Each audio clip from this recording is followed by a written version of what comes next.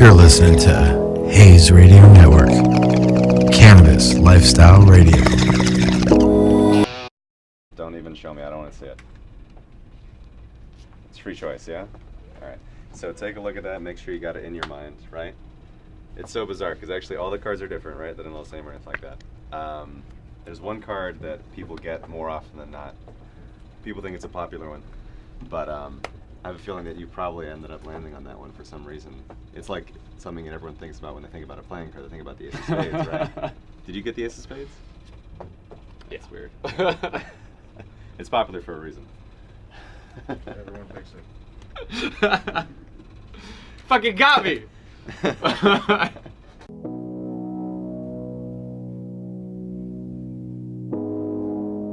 You're listening to Hayes Radio Network, Cannabis Lifestyle Radio. Hey, let's go. What's up, y'all? My name is Amir Zendenom, and you are watching a brand new episode of In the Clear with Amir. And today I have a wonderful guest. His name is Jax Rid. He is a magician and a longtime friend of mine as well. I have been to some of his shows in the past. I've been watching his career over the last 10 years or so, and it's awesome seeing when people are constant with their craft and their passion and then turning that into a career. So welcome to the show, Jax. Thank you for having me, man. Hell That's yes. awesome. So Jax is a magician. A lot of the times you guys are like these mysterious type, like, you know, you do a very good job of not just as much like playing the character, but like that's who you are, Right. kind of thing, you know, like you're not bullshitting. And one of the things that I respect after seeing especially you do this, I mean, it's like, you know, I watch the big guys, like you see like the Chris Angels and the David, but the mainstream guys, you know, but there are certain things like with David Blaine that I'm like, dude, you actually held your fucking breath for 17 minutes. Like there is no secret to that. Like you literally trained it and then you did it. So going off of that, I realized you guys are just putting in like hours of work into a craft that like nobody else wants to do. And because of that, you are at a more heightened level of consciousness and spirituality. And because of that, you learn things about human nature and yourself through that others don't really grasp. So I guess just to start with you, just tell everybody who you are, how long you've been doing this, what your background is. I'm Jax. I grew up in LA. I've been doing this for about 15, 16 years at this point, in a professional way. I started about, I think I got my first magic book. This is the classic thing that everyone asks, right? How'd you get into magic? I did get a magic book when I was pretty young, but I didn't really do much with it. And I think I started really doing stuff with it when I was at the end of high school, started getting into it pretty seriously. And as serious as you can in high school. But I think from there, the reason why I stuck with it was because I really enjoyed creating an experience for people, like designing a surprise. Because that's the thing that no matter how many times I do it, the nice thing is either creating a new show for the same audience or creating this, repeating something you've done before for a new audience. And at that point, you never really know how someone's going to react to something. So that's the most fun part about doing magic, and that's why I stay connected to it. Like, if it was just about performing a trick or showing something that they couldn't see, like I would probably have lost interest by now. But I think the reason why I stay connected with it is because I get to lead someone down a fantasy pathway and see how they like where I try to lead them, you know? So a lot of it's that. A lot of it's trying to decide how I want to see the world or how I think something should work and showing people that version. And it's fantasy, but if you suspend your disbelief, I try to give you something realistic to hold on to. So that's what I generally do with magic. And there's lots of different other ways to apply the same skills, and so I've gone a little into those arenas as well, but I think overall that's what I stay connected with the art of that. So what would you like? What is your definition of magic? Because this is a huge industry. yeah. You just said you were like, there are all these different things that I'm starting to add into it now. Yeah, like, totally. what would you, as the magician, say? What is magic? So, yeah, it's one of those things where magic is the form of a magician is such an old idea. It's an ancient idea. It's an ancient role in society. It's an archetype. It's this person that is showing you another world or some sort of conduit from this world to another. That connection is a magician. So when you look at it through a performance setting, like I classify magic in two. If I was to generalize, I would say there's two elements of magic or two sides of magic. There's the performance side, which is magic as entertainment, and this is very different from the other side of it, which I would classify as more occult or esoteric magic, which is more ritual and more like self. It's for yourself. You're performing for yourself in another way. So like, And you really opened me up to that world too. So that's just, it's a fun thing because they do kind of cross over every now and then. But I try to keep the lines pretty clear unless I'm intentionally trying to get in there and make you think about both sides. Right. Because it's why I can walk up to people and be like, well, magic isn't real. And I'm like, yeah, I get it. We're calling this magic. It's not, Right. They're thinking about it in a different definition. Yeah. But that's, if I was to say there's two ways to do it, that's the two ways. What would you say, like, experience-wise? You say like 16 years you've been doing this, right? Yeah. Like, what do in the beginning I was saying how it's clear that you're putting in all of these hours and that's what's separating you from everybody else. Yeah. Like, what do you think that increase is in those hour time put in, like when you feel like you're really comfortable with what you're doing here? Like, would you say that was an easy trick for you to do like 10 years ago, like just as easy? Like, what is the learning curve on this? Because for me, it's like, just as the consumer side of magic, where I've just been that kid that's always like, how the fuck did you fucking do that, bro? Like, what the fuck? Like, so, but that's why I started asking the deeper questions of like, all right, there's something to this. It's a skill. It's an art, So, to end this leading question, like, what would you say is the learning curve for, going from when you first start to being that, like, you're a professional now at this, like you set up shows and produce and like do, so what would you say is that learning curve and how long it took, say, like from when you were a teenager to when you were at my place 5-6 years ago to today? Yeah. So I think, I can only really speak to my progression. I think in my progression, I don't even know where it's going. I know where I want to go, but I don't even know if that's where I'll end up, right? Or if I'll feel like that's the right place to be. But for now, it's like I feel like there's the technical progression, right? So there's going to be like, let's say a trick, let's say a card trick. Someone picks a card, you find it.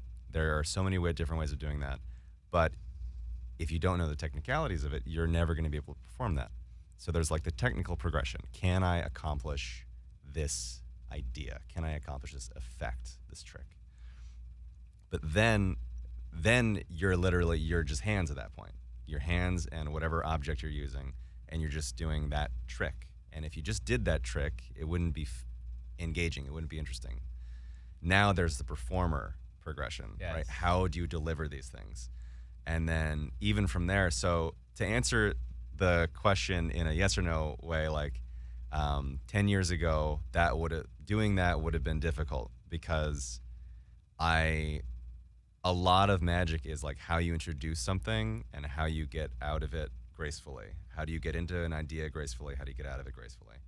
So you're really just, you're storytelling and you're trying to lead people to a punchline, but the punchline is different every time. So. Right, and going off of that, it's like the last show I went to of yours where you weren't too focused on the trick aspect as you were focused on the other side. That was the altar. That was the Halloween thing. Yeah, that was very fun. So what would you say is like the transitional differences between that? Because I came and I told, so this is very interesting on the consumer side where you're just like, oh yeah, like we were gonna go with my friends, and I was like, yeah, like let's go to this thing. My cousin and her dude, they were working their asses off. I've been seeing all, like, it's like, and they're like, well, what is it? I'm like, like a magic show. Yeah. You know, and then at Right. the end they were like, was that a magic show? I was like, Right. yeah, but like it's, you know, I was trying to explain what you Exactly, are to yeah. them. So if you could explain that in depth into how that is magic, that esoteric side that you were talking about, right? You know? Yeah. So that show was interesting. That was an experiment in trying to break down a modern or a classic seance, right? So in a classic seance, there's a bunch of people that get together, and there's usually a medium. This medium will contact some other world, right? And that is the classic magician archetype. Right? Yeah. You are getting people from this world, and you're trying to contact another world. So it's classic. It's something that persists in people's minds always. They always think about it. So in that show, And the consumer can resonate with that too. yeah. Oh, totally. I mean, it speaks to so many primal things that we want. But so for that show, we tried to make it more of a theatrical experience by deconstructing the medium. That was really a theatrical show. Exactly. It was less. I think when people see, there's so many different ways you can think about a magic show, though, right? Exactly. So I guess if you were to say the words magic show, people would expect a number of tricks. Some card like what you did, you know, it's like Right. Ace of Spades. You're like, Right. like a number of tricks, which are surprises, revelations, something that surprises you, something that like visually looks really cool or something like that. But that's just one little appearing. piece of the whole. Right. So it's it's a pretty I don't know, easy bar to hit with magic. Like if you do a bunch of tricks and you fill an hour, then it's a magic show. Cool. But what it's turning out to be now is people are seeing more magic. They know how to do more things. It's becoming a little bit less about the how it's done. Like you don't really care. Yeah, you could go on YouTube and be like, all right, how did you do this Yeah. trick? And then there's gonna be some guy who, you know. Yeah, for a magic show, in my opinion, it has to involve a little bit more theater. So you have to be telling some sort of a story, leading people on some sort of a journey, and that's the fun theatrical part of it, right? So it's combining technical and theatrical. But that show, was an attempt to immerse people in a weird like postmodern seance, you know. So we had the house, we had the salt line, like it was very immersive, you know, coming into it. From the second I came in, before you even started the show, Yeah. you're just like, what the fuck? Yeah. You guys like put us in a room, put some other people there, and you're like, We tried to play with Yeah. a lot of concepts. It was very conceptual, but yeah, we wanted to, really give you an immersive, interactive experience that you wouldn't normally find at a seance, and break it down. So that's the hard part, though, right? It's the people that expect the magic show part of it, and also being able to satisfy them, while also giving people a satisfying theatrical show, theatrical dramatic experience. So it's something that's really happening a lot in magic right now. There was a big show that happened in New York called In and of Itself, and this is one that a lot of people have talked about in the magic community and also just in general theatrical community. People came in that show and they said they were expecting either more of a magic show or more of the dramatic show. And this is hugely successful, by the way. Like it had a whole Broadway run, very successful, and still people went into it and they were like, "Is this a magic show? I want a magic show. I didn't get it." So it's really just a labeling issue, you know, because when it goes in that LA Times section, arts and culture, it's like, is this a magic show? Right. Is this a play? Like, what is this? What's going on? And that's, I don't know. Things are being broken down right now. Barriers, labels are going away. So. Right, and that's why I asked the question, like, well, what is magic? You know, it's like, is it, you know, and that's why you're doing a very good job of explaining that it is more than like pulling the cat out of the hat kind of deal, you know? So would you say that this has been like, let's talk about the history of magic. It is a thousands-year-old industry and community, something that doesn't have, like, I mean, correct me if I'm wrong, but like the written records aren't there as much as like passed down words until recently, you know? So it is one of those communities that's like special in that sense. Would you say that comparing it to the historical aspects of what that industry and community were, say 1,000 years ago, 2,000 years ago, to what you're transitioning into now, which is more of like an entertainment show with those, like in my, you know, ignorant mind, I'm like, oh, it seems like maybe it's going back to its roots in a sense. I think so. Well, So there's a Like, if you could explain the history of the industry and the community and like Right. where it got its start, and So I'd probably say, I mean, it's all guesswork as far as how it actually started, but there has always been an innate desire for humans to figure something out, right? We're puzzle solvers naturally. So if there comes along an instance or somebody who can give you a puzzle that you can't quite solve, that becomes very addicting culturally. Right.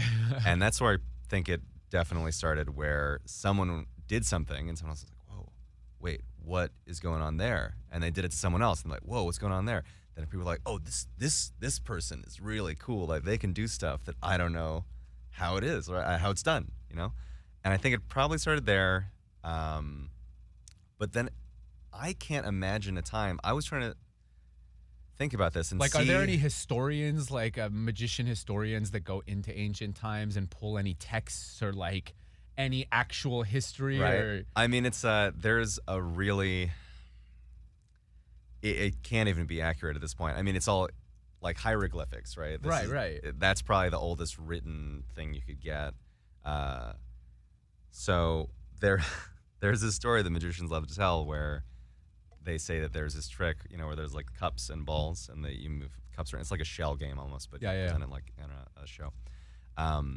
People like to say there's hieroglyphics of that in Egypt of someone performing it. It's very vague, cups and there's things, and you don't exactly know what's going on, but Right. it's something you can cite. are you talking about like the cup thing, where like, Yeah. they're like, all right, pick the cup down. Pick the like, cup. yeah. Which one has the ball? Oh, there's 2 balls. Okay, 3 balls. Okay.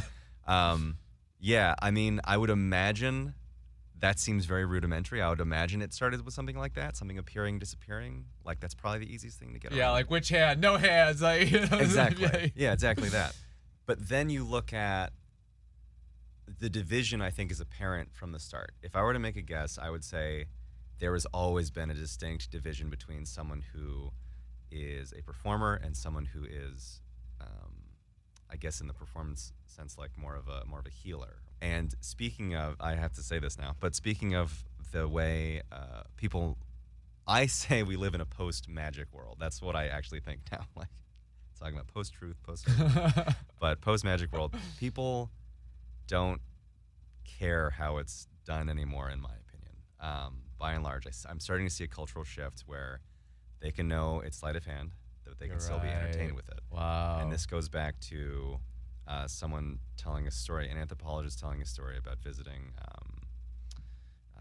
a village where there was basically a healer, some sort of a shaman. The shaman, the medicine man, medicine, or medicine man, witch doctor, whatever you want to call it.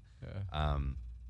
Where there was a child that was feeling sick, feeling ill, and they went in and they went into their house, took an egg, and then took the egg, pressed it onto their stomach. This is a raw egg, pressed it onto their stomach, and then there's at some point an egg switches, of course, or something like that. But then now they have this same egg, quote unquote, and they break it open, and there's a black yolk. It's just full of darkness or whatever, right?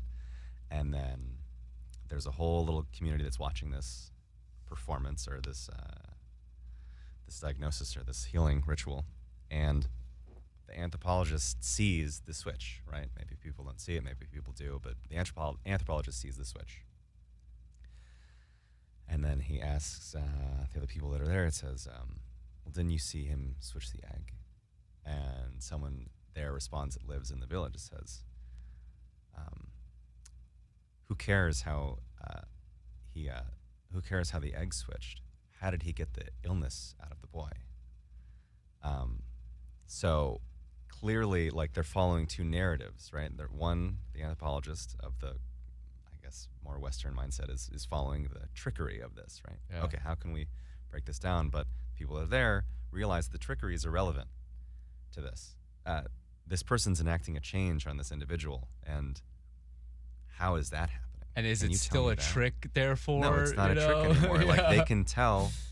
They're not even paying attention to the fact that the egg is different now. They're paying attention to the darkness has been sucked out of them. Like, this person has been relieved of this weight, and that's magic as theater, magic as metaphor, magic as some sort of a change. And I think people are caring less, honestly.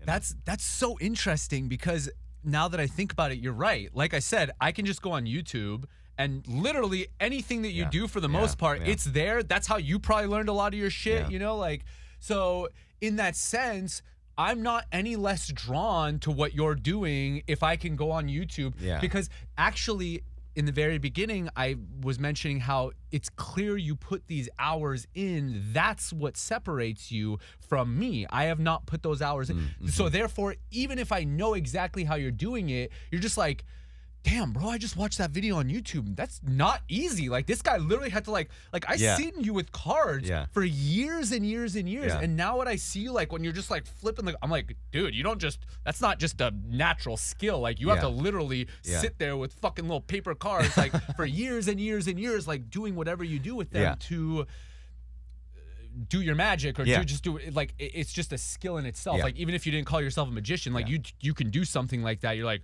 whoa, that guy put a lot of fucking time into like one of the things I'm trying to do right now is like grab flies, you know, like without like just just grab them, you know? Yeah. And I'm like, I have literally been training this for years. One day I'm going to be like that. And then I'm going to be boom. And the Yeah. fly's going to, but I recognize like Jesus Christ, to do something that specialized is so many like focused out. So like one of the things, hand-eye coordination is something that I'm training a lot these days, you know? So like the ability of the hand-eye coordination that y'all have is like fucking mind-blowing. But going into this like the medicine man, shaman type, like part of my, I guess, gap in knowledge on this and what I'm trying to put together, and again, like this whole episode is like, I'm this ignorant fucking guy who loves what you do, and I have these questions, and there are all these people that probably have these same questions. Let's bridge the gap, you know? So me, like, people literally call me a shaman and a medicine man now. I'm like, shut the fuck up, stop fucking calling me that. Like, you're your own medicine man. But in that sense, I have learned how to heal people. Like, you've seen what I do here. Like, it's in that sense, I'm like, okay, so, you know, going into still talking about the historical aspects of all of this, it's like, one of the things that has hit me sometimes is like, you would hear something like, Jesus turned water into wine. Jesus walked on water. And then you hear all these things about these prophets, and like, what did you say? Like, they're just like, oh, I don't know how the fuck he did it. Like, so I guess like kind of deviating into that like religious aspect of, I have that question for you. Like, do you think that religions have been literally founded on these same principles? Because so much of religious foundations have been founded on like some dude does some trick. Everybody else can't explain it. And then he's like, I guess it was God, bro. Well, yeah, I mean, I can speak to, there's a story that's been pretty well documented. There was a French magician called Robert Houdin, and he was used to quell an uprising there was a French, some sort of colony in Africa, I think southern Africa. And he went there to quell this uprising that was happening, like against the colonialists, right? So, what a surprise. Exactly. Good job, y'all. So at that time, he was sent down, and he was like, okay, well, let's have a duel or something. I think with whoever was leading that uprising. They took pistols, and then what the magician did was they shot the wall, like shot a wall next to them, like shot a corner off this wall that was behind them, and the wall started to bleed. And then immediately everyone was like, okay, this person is not from here. This is some otherworldly thing. Right. Let's just stop and we'll be done with this because we don't want to know what happens from here, you know? And so I think, I mean, I definitely think that that's an evidence of it being used in the past to exert some sort of manipulation or some sort of a power over a group. So there's real history to that. Yeah, I mean, there's definitely history of that. You know, Wow. I'm not sure where it goes from there, but I know that, of course, I mean, humans will exert power and authority over people until, You know, like- that's really interesting because from a colonial historical standpoint of colonialism, that was actually what a lot of the white European men did. They were just like these mystical people. So they'd be like, oh, Right, well, yeah. our text said that there would be this white-faced person that comes in and they're the god, and now, oh shit, like. yeah, it is weird. So in that sense, it's like you can really trick people into anything. I mean, it gets Yeah. me thinking of things like witchcraft is something that I have a handful of friends who are really into. And I remember originally, like say 10 years ago, I'd be like, this is fucking stupid. Like, that's because I guess from the like macho man standpoint, which, is the identity I'm trying to like fade away, Yeah. but still it's just like, that's bullshit. Fucking prove it. That's Yeah. stupid fucking get the fuck out, Yeah. But like crossing that over, do you see the crossovers between all these worlds too? Like, would you say like I'm the shaman, they're the girl who says she's a witch, but she's still like doing similar things to what you're doing? I guess ultimately where I'm going with this is a much bigger community than we're giving it credit for then, right? Because then it would exceed, like, given the definition of what we're saying magic is, your definition, then this is a much bigger community than we're giving it credit for then, right? Yeah. Oh, I think so. I think. And you actually would have more powers than the average person is giving you credit for. Yeah, I think that what ends up happening is anything that people don't quite understand but exert some sort of a power influence over them is going to be called magic forever, I think. For instance, so when you're talking about grabbing the fly, if you did that, I think in the right context, in the right way, that would seem like a magic trick, right? That seemed like magic. Like, wait, How the fuck do I you do can't that? do that. How do they do it? And there's also that element of, so that's watching, right? But there's also the element of the ritual, the change. So this reaches into like tarot. This reaches Right. into Like like psychics the I and- Ching, psychics and stuff like that, where it's become a different field. It's called something different now, but it's very much in the same way. You all came from the same place kind of thing. It's in the same origin is how I feel. Because in magic tricks, so let's say just a card trick, we'll just use that as the classic example. Someone takes something, connects himself with it, a card, and then that thing is found again. So it's attributing meaning to something that is completely meaningless, right? But it's an object, something you can actually connect with because it looks a specific way. So then you take that and apply it directly into the tarot, which is what 52 playing cards were based off of anyways. Really? Yeah, it was based off it. So the four suits. Ooh. Yeah, it's actually Explain that. I didn't know that. yeah. So the four suits roughly, I mean, this is what people say. The four suits roughly respond to the four seasons. 52 being the weeks of the year.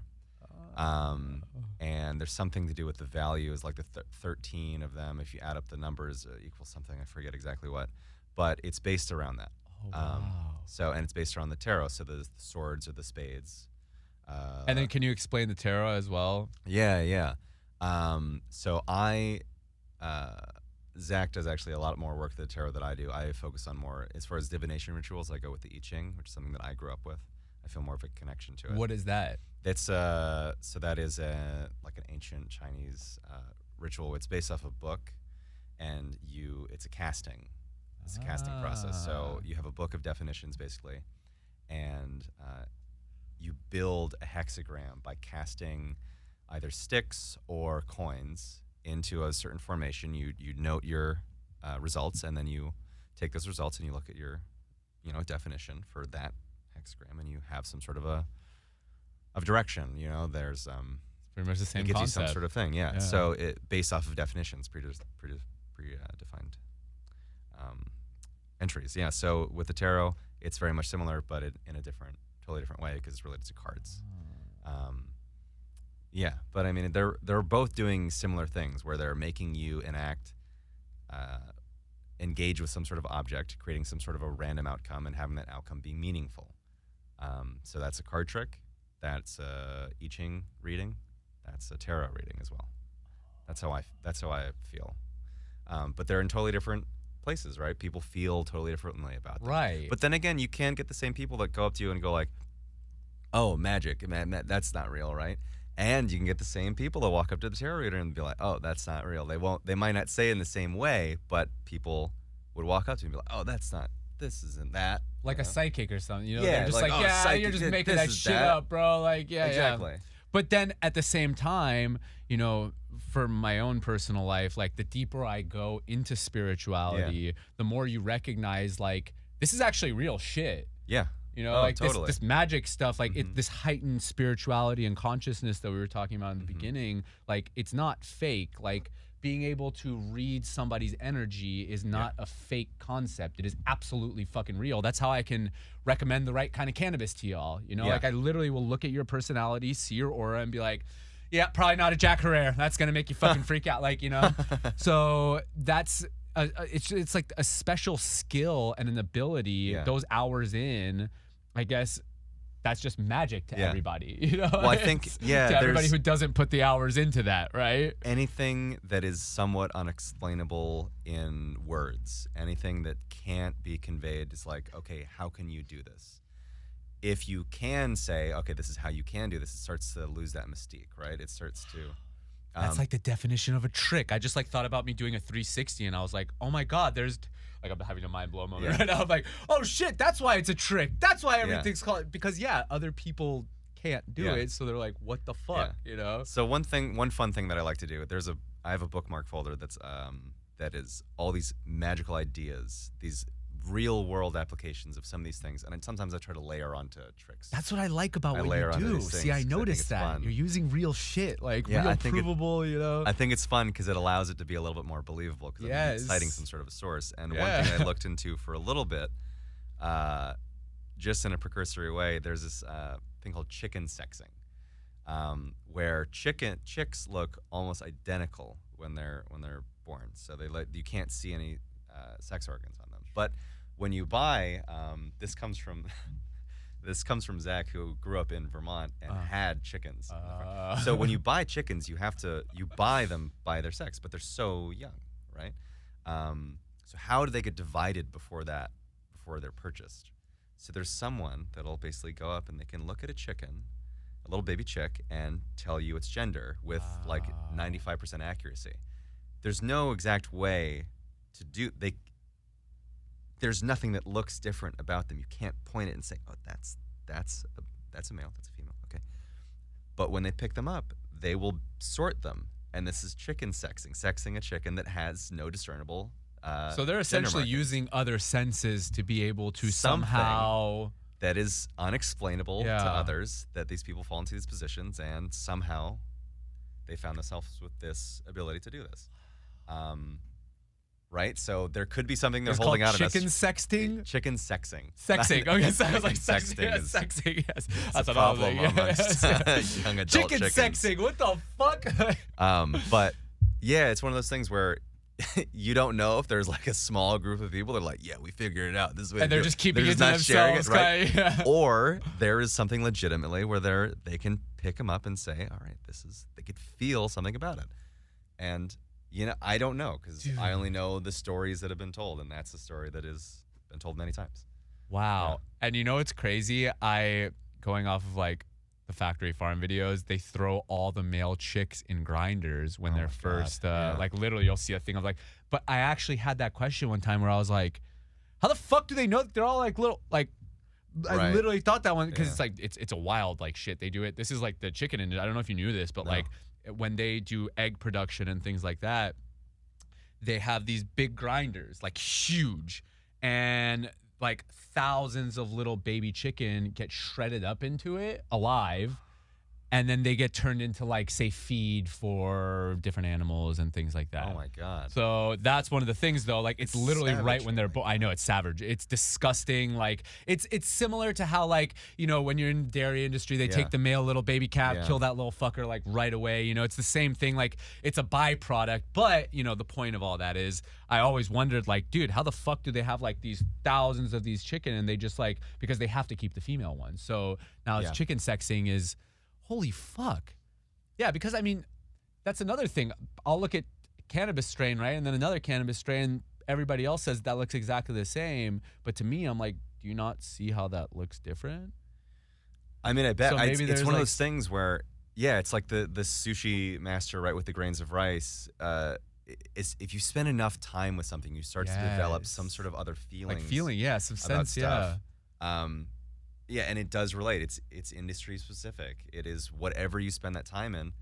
This is why the word magic is used in so many different ways. Like, yeah. oh, It's Michael, magic. Yeah, like Michael Jordan's a magician on the court and stuff like that. Wow, because some people have just spent so much time and energy and resource doing something that they legitimately have gained some sort of weird edge that no one else has, and that's magic. You can't explain it, right? Damn. It's blowing my mind because like my goal was I was like, all right, there's something to this that's like, just painting a picture in my head. I'm like, okay, you do this, but then, it was that thing that I went to your show where I was like, wait a minute, I do this shit. Mm-hmm, Like, what the fuck? Yeah. It is very similar to like, I do it in like a different, like going down this little fucking pretty rabbit hole right here. Yeah. Like when you take some DMT or something. But, it's like in my heart, I felt that there was some kind of greater connection here between all of these worlds. And then it's like you bring up tarot and then you bring up fucking Michael Jordan, and then you say shaman and I'm like, oh shit, that's like the world that I feel like I'm going down. And now it's just like, well, magic is everywhere and it's everything. Yeah. I mean, yeah, it's magic is very related to psychology. Yeah. And because we process everything through our like minds, everything is prone to these sort of magical directions. Right.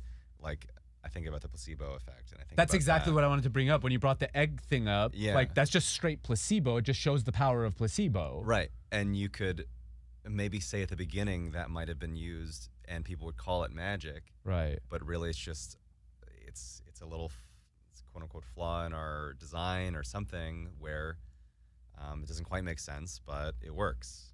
You can't really explain it. Yeah. Like, you can't really explain placebo effect Yeah. too well, really. That's like a lot of the spiritual work I try to do is going deep and explaining like what is this placebo, because like we call it the placebo effect, but in reality I think it's just like you learn how to turn a switch on in your body, and then but when you're not trained in it properly, the switch will get subconsciously turned on and then you won't realize that it's the switch. Yeah, and because the deeper I go in, I'm like, I have a headache. And it's gone. Yeah. And that's because I'm like, I've learned how to snap in and out of those feelings. Whereas somebody who doesn't train, like feeling the placebo effect and then going deep into it, meditating into it, like, I mean, you're doing the same thing in your own right. So that's like, go off of like the placebo effect where you see, I mean, just that's mostly how these reactions are happening, what is your take on the placebo effect from like a spiritual, because I, like, as you see, I have my take on this, like I don't think it's just like the fake effect, you know, it's there's something real going on here, and if humans could figure out how to turn this on and off at will, like we would be at a completely different place in human consciousness. The things that you put your faith in, the things that you believe in have power, like whatever you choose. There's all sorts of different ways of saying it, but that is the crux of it. It's whatever you start to believe in, whatever you start to really, really believe in, that has power. So you could take something like a lucky charm, you could take something like prayer, you could take something involving any sort of practice that you strongly believe in, and that will be true because that's how we process and that's how we do things. So the way that I do it is what I think I try to be very honest with myself. That's the thing that I really hang on to, try and enact change and speak, like jumping off of a placebo idea. If I want something to change or I want something to be gone, I have to be honest with myself about how this will happen, what I really, really want, and then I'd be very careful about to never ever lie to myself. And then if I establish some sort of a rule book with myself, then I can say, okay, I'm going to do this, in a month or something like that. And just by the fact that I know that I'm not going to lie to myself, I will make it happen. And that speaks to a little bit of, other sort of spiritual things about manifestation and things like this. Right. But I always try to break it down to just being honest with yourself and never. So it's just a personal tick with me. Like if I say I'll be somewhere at something, I will not break that, no matter what. And if I break it, like that is the most devastating thing to do, because I've lied to myself. That's how I feel too. Yeah. I can't not do it. Yeah. And so I'm very careful about what I try to say or what I want to set out for myself. Yeah, sorry for being 5 minutes late today, by the way. So you see, Oh, like, no. You see, I pay attention to that. I'm like, motherfucker, I'm not there at fucking 3:30 like I told. Yeah. So it's like, I totally feel you on that. It's one of those things where, setting intention and doing that, because that is how, I guess, and also looking into things like the I Ching or things like tarot, where that is 100% what it is.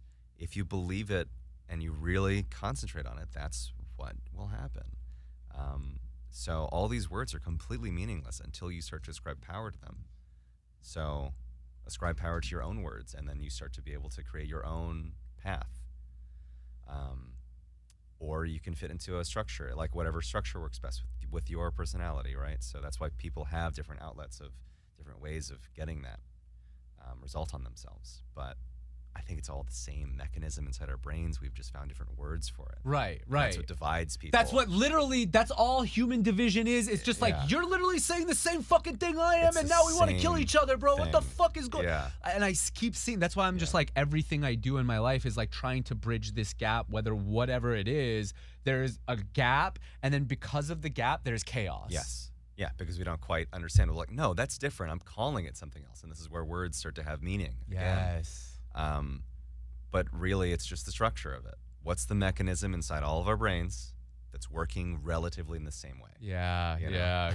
That's why like the religion thing is so big for me, because I had to be like, fun fact, half of college I was a religious studies major before I switched out, because I was like, this is fucking bullshit, because I had this like click. I was taking this religious philosophy class where we were studying 7 different religions, like half of them were monotheistic, the other half were like Asian cultures, you know, and I was literally like, wait, so you guys are monotheist and you're like a Confucianist and Taoist and Buddhist, and you know, it's the same shit. I was like, what the fuck? Like, and I just had this like this like frustrated, oh my god moment, like, you guys have all been killing each other for thousands of years because you're saying the same fucking thing. Like, what the? And then I just had this, like, I don't know if you remember when I used to be like super atheist. Like, I was just like, there's like, you know, just trying to prove the whole like religion is false. You cannot logically prove this. But that was also where that was the macho man in me being like, fucking, where's the logical proof, bro? Yeah. Like, you can't, where's God? I can't see that fucking guy. So. But now I understand that there's more to those religions than the words, because it's clearly they're getting past the words is the hard part. Yeah. One of the favorite, like the most valuable things I've ever heard was from a Shaolin monk, like at a monastery. And he was like, spirituality expressed is no longer spirituality. Yeah. Oh, I see that.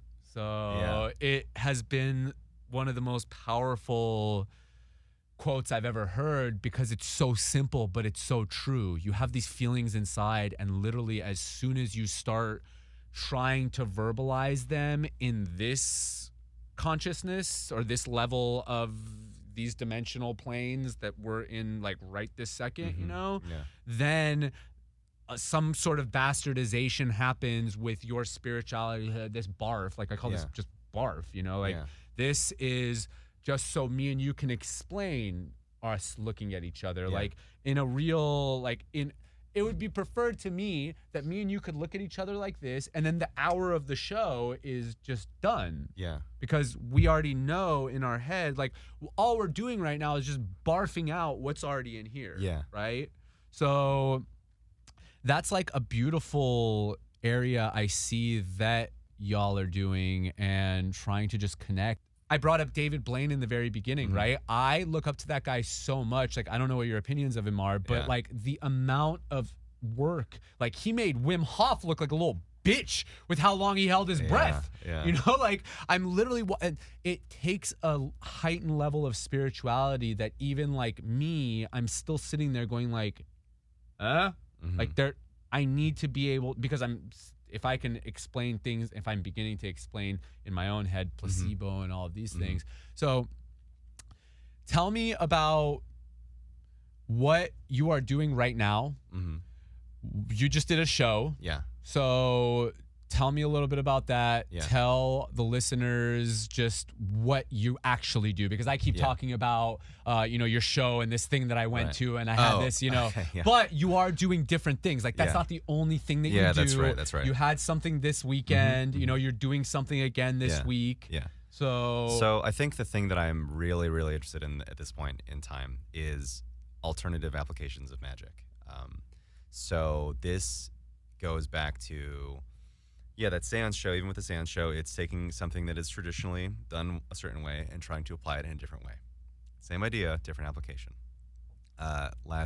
We had our second April 20 cannabis magic event, which was created just for the simple idea that, okay, I know a lot of people go to bars and, have a few drinks and watch a magic show, and it's fun. I watch a comedy show or something like that. I'm pretty drunk, but there's no place that someone does, getting really smoking a bunch of weed and watching a magic show. Yeah. And I think that's just such a fun way to do it. So I wanted to give people the ability to go there, really, and have that experience where this is just like a regular nightclub, but hey, different thing going on here. And then recently we were at DEF CON, which is a hacking security conference.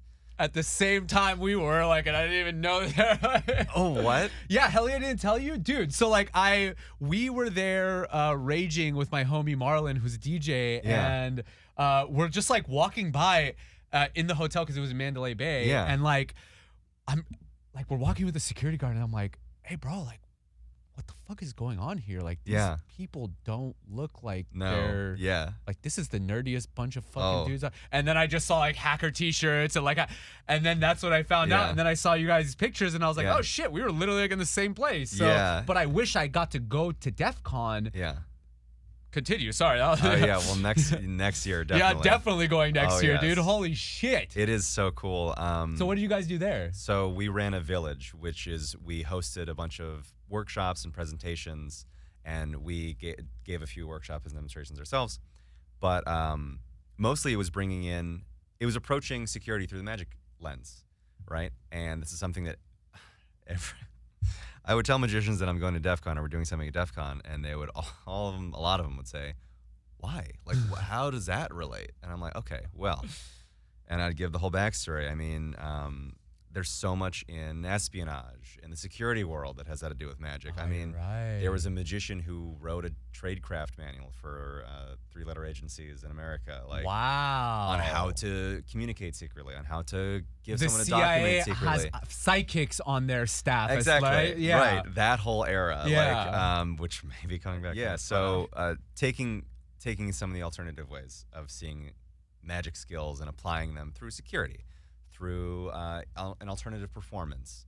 And the thing we're doing this Thursday is at Sofitel, we're just taking over their lounge area, and we're saying, okay, this is just a classic nightlife thing, but instead of it being, go-go dancers or some sort of a live band, we got magicians, and we're just hanging, and we're doing magic, and it's a regular nightclub thing, but magic, So really it's just finding ways to insert it in different places it hasn't been done, in different ways, and that's just what I love.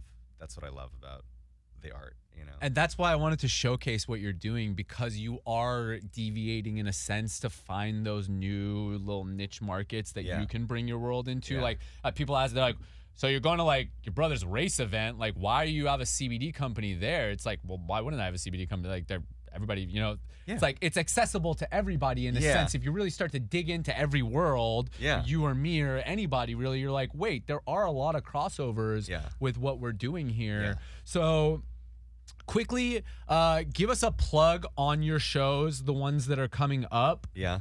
And so we can get some of these fools coming out, because I want to come out because like going off of what I was just saying and taking it to the very beginning, you brought up a really good point about comedy and how the only reaction that they're trying to get is one, which is like laughter, you know? Yeah. But the reactions that you're inducing are so different that like I just thought about, I'm like, oh, I'm in Hollywood. And then there's a comedian and we're just like trying to drink and like have, you know, like Yeah. it's not the same as like Yeah. when you're there and it's eliciting different, because this was an interesting thing. When we came to your last show with some of my friends, we were all gonna go afterwards. We went and we got drinks, like Yeah. got fucked up for my Sure. friend's birthday, Yeah. you know, and like, Yeah. so it was so interesting in that sense because it straight up took our energy space to a place where we're like, whoa, bro, like we didn't know we were gonna feel like that tonight, you know? But we still had a Yeah. great fucking night. Yeah.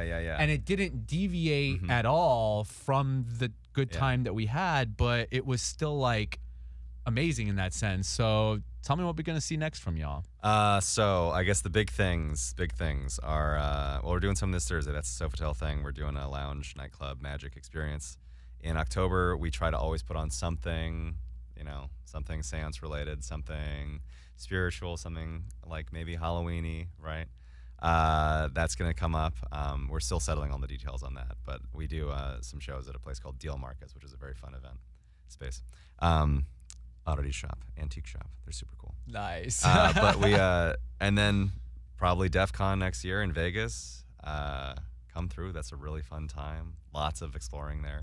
You won't have any, you will be left still needing to explore stuff. That's a really cool place. We'll probably do that next summer as well. And April, I mean, you know, we'd always do something in 420. April, right? Some sort of cannabis event. Looking a lot. And you've been doing that for years now. Like this will be our third year. Yeah, It's yeah. That'd be pretty cool. Because I remember the first year, and I hooked Yeah. y'all up with some Right, of I the know, yeah. yes, I Like, remember that. so I was Thank like, you, "What? You're yeah. doing a fucking on 420?" Well, it sucked because then you guys couldn't come to my 420 party that I Yeah. did, you know. But I was like, "All right, that's cool. You know that you're doing that." We're Can good. you give us just a little demonstration? Like, just give me like a 5-10 minute like. Yeah. Impress me like I would if I grabbed the fly for you and Okay. let it go with All right. it still being alive, you know? All right. So this is a deck of 5 symbols, basically recurring 5 symbols, developed by Carl Zener of Duke University, early 1900s. And there's 5 symbols. There's the wavy lines, circle, cross, star, square. Now, what you do is you would have a deck, and if you could successfully turn over the or predict the card, then you had ESP. That was the idea. So what I want us to do is I want us to try this together, and this legitimately stemmed from a practice that myself and my dad used to do when I was pretty young, maybe around like 8 or something like that. We'd sit in the backyard, and after a barbecue, we'd just be chilling there, and we used to play this game where he would think about something, and I would try to guess what he's thinking. Nice. Without asking questions or Nice. anything like that. Just try to tune in to whatever he was thinking about and guess it. So I often think about this, and I think about doing this right now. There's a school of thought with thought reading, which is trying to send across something visually. Yes. So I want you to imagine right now. Let's just mix up our pieces right now, so that I don't know what you have in what order or whatever, and you don't know what I have. All right. So I'm going to try to send you across a symbol right now, and I'm going to send it across in a big television screen. You're going to imagine a television screen with static on there, and you're going to see the static start to resolve into a symbol as soon as I send it across to you, one of these 5 symbols. So this is what I'm going to try to do here. I'm going to try to get one of these symbols, and I'm going to try to send it across. Okay, so you don't know which one I'm putting down. And I'm going to always put mine down first as well, okay? Okay, so whenever you're ready, whenever you have that symbol, I'm sending it to you right now. You're going to take that symbol, find it in that deck, and put it right down, face down across your mind. And make sure I don't see, of course.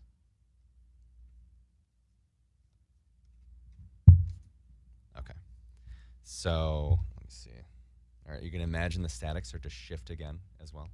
It's starting to change, manipulate, resolving itself into a new symbol.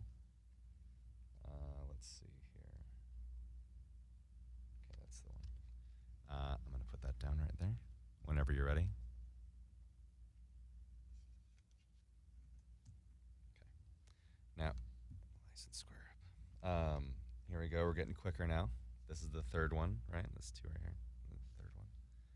Third one goes down. Make sure you get the next one.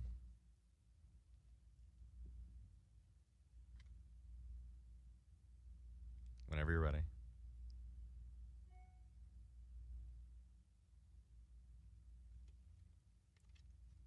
Okay. Now, I guess I'll just keep going here. So we got 2 left now at this point. All right, now it's getting down to the wire. Let's go with that one. All right. Now, here's the thing. At this point, we have 1 left in our hands. And if we've done good up to this point, we don't even have to deal with this next one because it should be the same. I'm going to show you mine. This is the one I'm left with. What are you left with? I'm left with the same shit. Now, but here's the important thing at this point. The order matters here. Okay. So these cards you dealt down, we're gonna leave them in the exact same orientation. All right. So Okay. the last one that I put down was probably one of the more popular ones, honestly. Okay. Last one I put down was the star. Okay. Let's see what last one you put down also was the star. Very nice.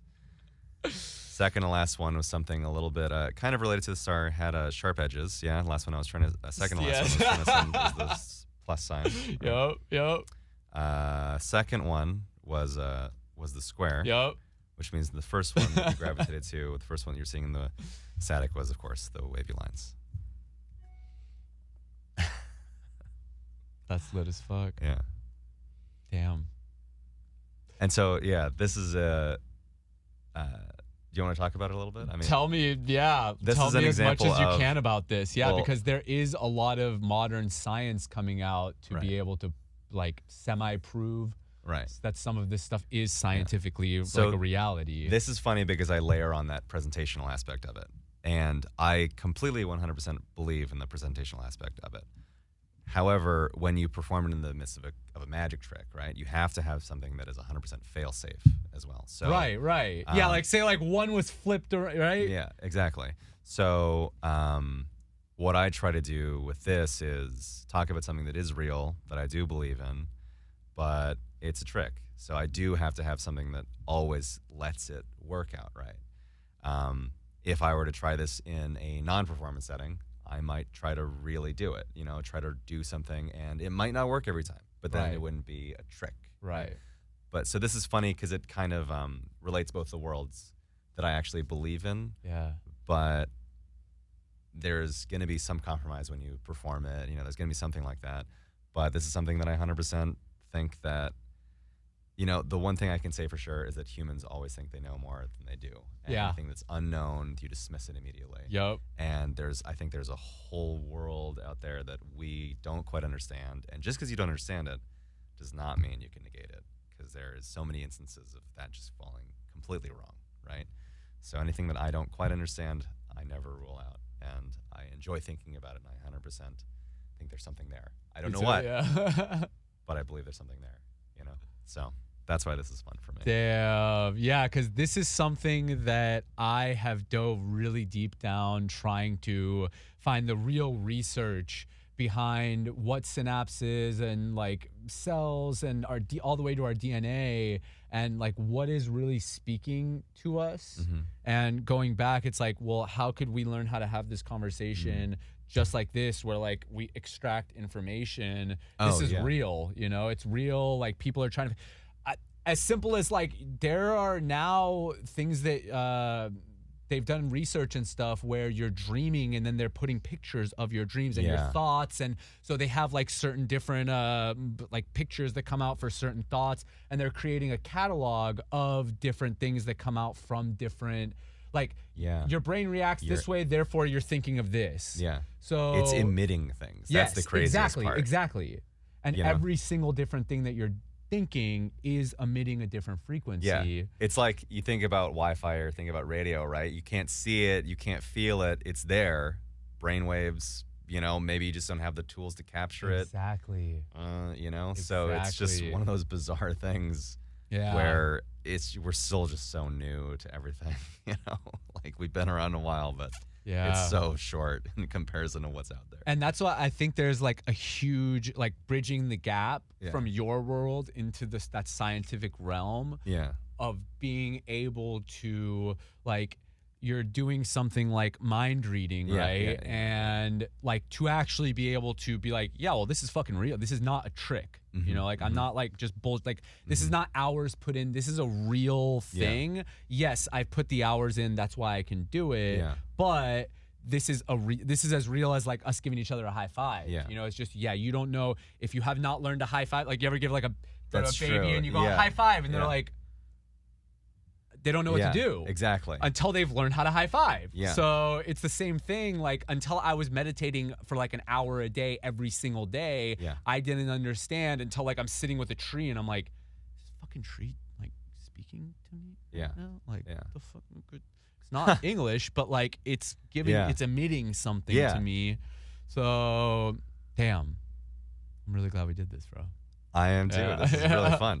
Like I always wish whenever I get into these conversations, I'm like, God damn it, I gotta end now. Fuck. So before we finish on this show, please, Jax Rid, plug yourself. Where can we find you? If you're on Instagram, follow me at Redacted. So that's RIDDACTED.